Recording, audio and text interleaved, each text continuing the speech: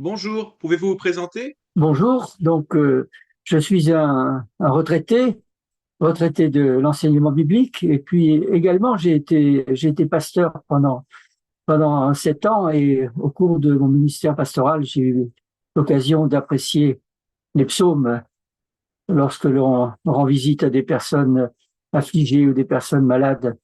La lecture des psaumes est infiniment précieuse. Quelle fonction jouait le livre des psaumes dans la vie de l'Israël ancien? Et maintenant, quel rôle peut-il jouer aujourd'hui dans les églises? Aussi surprenant que ça puisse nous paraître, lorsque le culte de l'ancien Israël a été organisé d'après la Torah, après le Torah de Moïse, il n'y avait pas de musique ou de chant prévu pour le culte.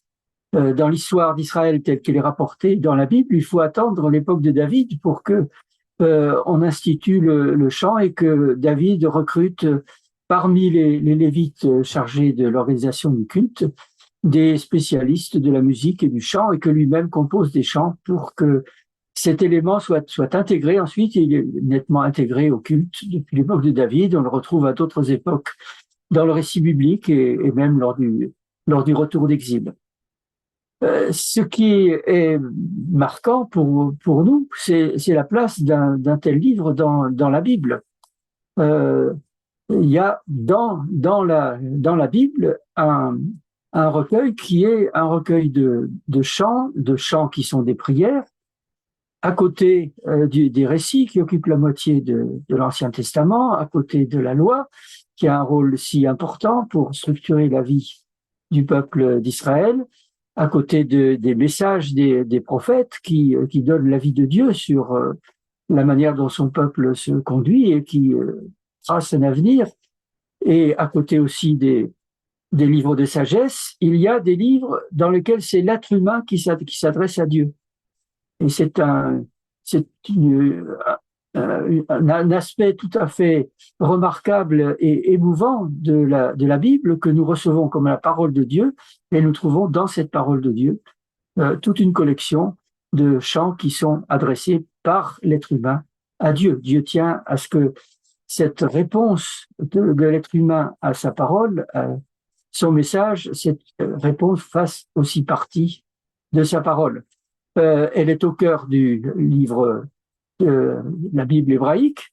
Et lorsque, à l'époque du Nouveau Testament, on a rajouté les livres du Nouveau Testament, on n'a pas jugé nécessaire de rajouter un autre recueil de chants, et c'est ce recueil de chants qui est resté pour l'Église, comme il l'était pour Israël, et comme il l'est toujours pour Israël, un livre de prière où s'exprime la foi, la louange et aussi les inquiétudes des croyants. Donc c'est là la fonction qu'il n'a cessé d'avoir tout au long de l'histoire du peuple d'Israël, et tout au long de l'histoire de l'Église dans ses diverses composantes, aussi bien dans le catholicisme, avec la place qu'occupe les psaumes dans la prière des religieux, et dans la Réforme avec le recueil des psaumes qui a été mis en vers et en musique à l'époque de la Réforme, qui était chanté dans les communautés dans les communautés protestantes. Et livre des psaumes reste aussi aujourd'hui une source importante pour l'hymnologie, pour les chants des croyants dans toutes les églises. Comment le psautier est-il structuré et en quoi cela devrait-il informer Voilà. notre lecture? Alors, le livre des psaumes n'a pas une structure thématique où on aurait un classement des psaumes comme on le trouve dans certains recueils de chants, où on commencerait par des psaumes de louange, et puis ensuite on aurait des requêtes, et puis des psaumes. Non, il n'y a pas de classement thématique. Et on retrouve dans le livre des psaumes, lorsqu'on les lit, la diversité qui est celle de la vie, avec ces périodes de joie, de reconnaissance, et puis ces périodes d'inquiétude ou même de détresse. Il y a une très grande, ce qu'on pourrait considérer comme un certain désordre, mais qui est celui de la vie. Mais quand on observe le livre des psaumes, on voit aussi qu'il y a une structuration manifeste, avec à la fin du livre des psaumes un ensemble de 5 psaumes qui sont des psaumes de louange qui commencent et se terminent par Alléluia, et avec un dernier psaume, le psaume 150, où on note un évident crescendo dans la louange apportée à Dieu. Donc il y a une volonté de terminer le livre des psaumes par la louange. Et puis on a au début du livre des psaumes, les psaumes 1 et 2, qui constituent une véritable porte d'entrée dans le livre des psaumes, avec une perspective individuelle pour le psaume 1, la perspective du croyant qui ne se laisse pas tenter par la voie de la désobéissance à Dieu, mais qui trouve son plaisir dans la loi du Seigneur, et le psaume 2 qui proclame la victoire du roi que Dieu a choisi contre les nations qui se soulèvent contre lui. Ces deux psaumes, au fond, nous disent, si on les résume, le psaume 1, le juste réussira, et le psaume 2, le roi régnera. Et c'est entre cette porte d'entrée et ce final triomphant de la fin du livre que se situent tous les autres psaumes. Alors il y a aussi une certaine structuration qui est visible dans les psaumes qui encadrent les différents psaumes qui constituent les 5 livres des psaumes. Mais depuis les années 1990, on a développé une étude approfondie de cette question de l'organisation des psaumes, et on a découvert des structures qui sont remarquables. Peut-être que parfois on est allé un petit peu trop loin, mais on y a des choses qui sont particulièrement évidentes et que j'ai cherché à mettre en évidence dans le livre. Alors, comment classer les différents psaumes? Des psaumes, il est important et même utile d'essayer de les classer. Il y a un travail important qui a été fait au début du XXe siècle par un auteur allemand, Hermann Gunkel, et cette classification a connu des prolongements avec des modifications, des simplifications ou des complexifications de cette classification. Un autre auteur de la fin du XXe siècle, celui-là, Walter Brueggemann, lui a cherché à présenter une structuration plus simple et qui est davantage orientée vers la pastorale, vers la façon dont les psaumes nous parlent et structurent notre foi. Il a développé une classification en trois groupes de psaumes, les psaumes d'orientation, dans lesquels le croyant exprime sa reconnaissance et sa louange à Dieu, les psaumes de désorientation, où le psalmiste exprime sa crainte, son angoisse, même parfois ses plaintes adressées à Dieu, et puis les psaumes de réorientation, dans lesquels le croyant est rassuré soit par l'exaucement qui va venir ou qui est venu, soit par les pensées qui lui sont venues et qui répondent aux inquiétudes qui le tenaillaient. Dans le livre, je propose d'abord une distinction assez simple, c'est général, entre ce qu'on peut considérer d'un côté comme les psaumes de louange et de l'autre côté comme les psaumes de requête. Cela permet de mettre en évidence que le livre des psaumes, qui est pourtant un livre de chant, n'est pas uniquement orienté vers la louange, mais qu'il est à peu près pour moitié partagé entre la louange, la reconnaissance envers Dieu, et par la requête adressée à Dieu dans des situations plus ou moins difficiles, parfois la plainte.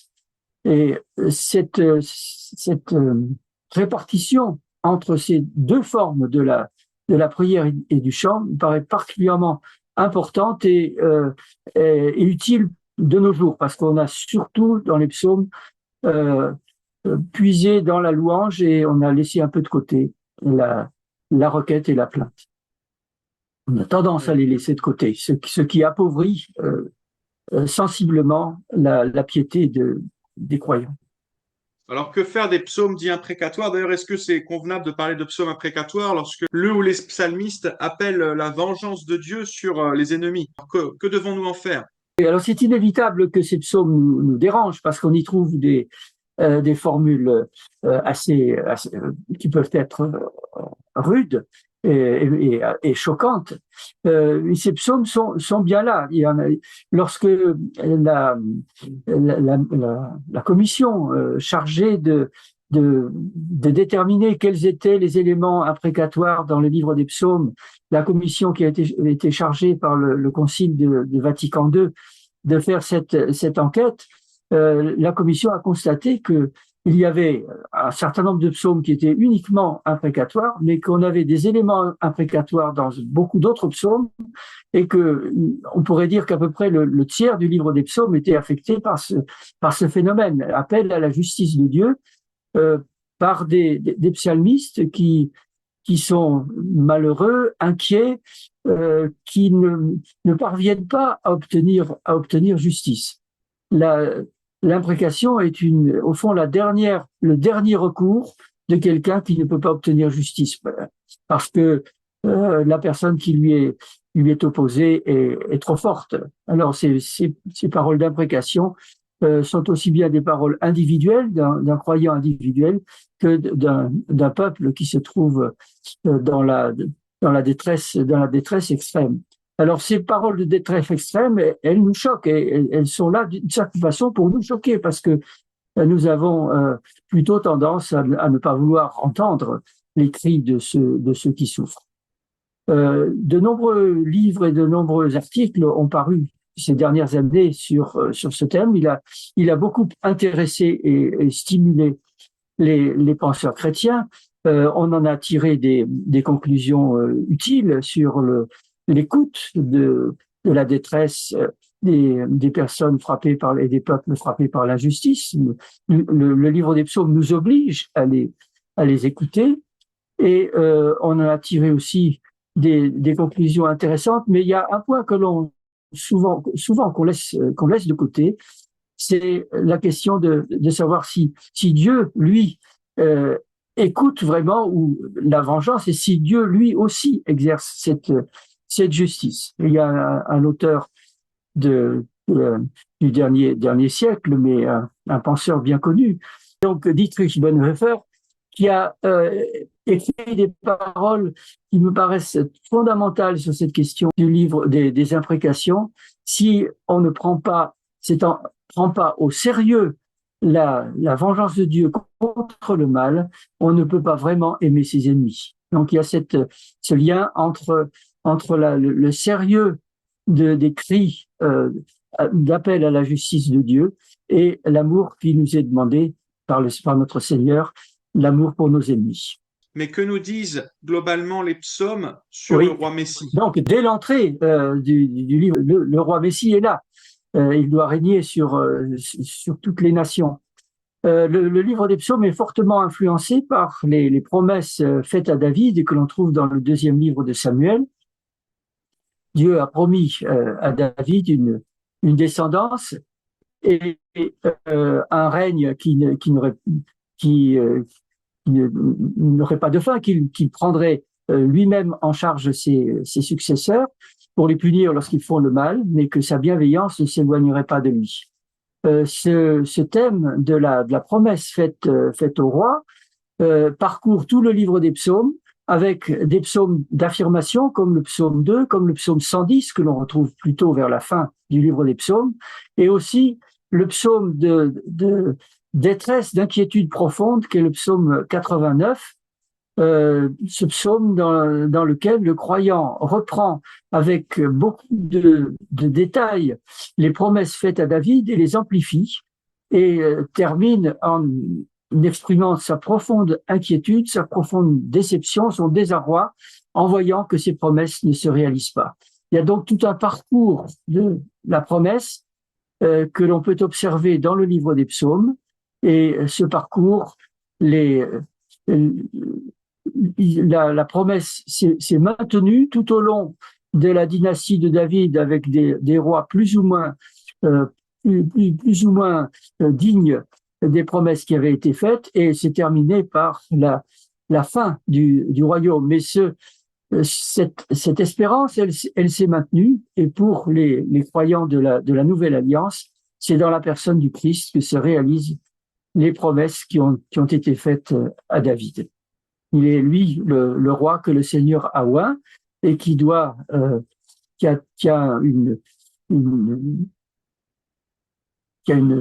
royauté universelle, et cette royauté, c'est celle du message de l'Évangile, et c'est aussi l'attente pour les croyants de la venue en gloire du Fils de Dieu.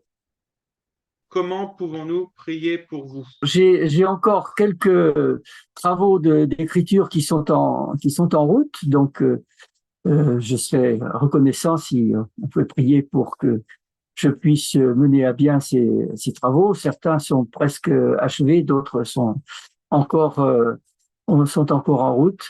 La prière me serait bien utile pour pouvoir réaliser ces travaux. Et puis, euh, je, ma prière pour les personnes qui m'écoutent et les personnes qui pourront lire le livre que j'ai écrit, c'est que ce livre des psaumes puisse servir à les rapprocher toujours plus près de notre Seigneur, puisse les guider, inspirer leur joie, leur reconnaissance et les aider aussi dans la détresse, parfois le désarroi. Ils trouveront toujours ce compagnon pour les aider, pour les soutenir. Et c'est aussi la prière que je souhaite pour moi, que ce livre des psaumes continue à guider, à inspirer, à réformer ma foi.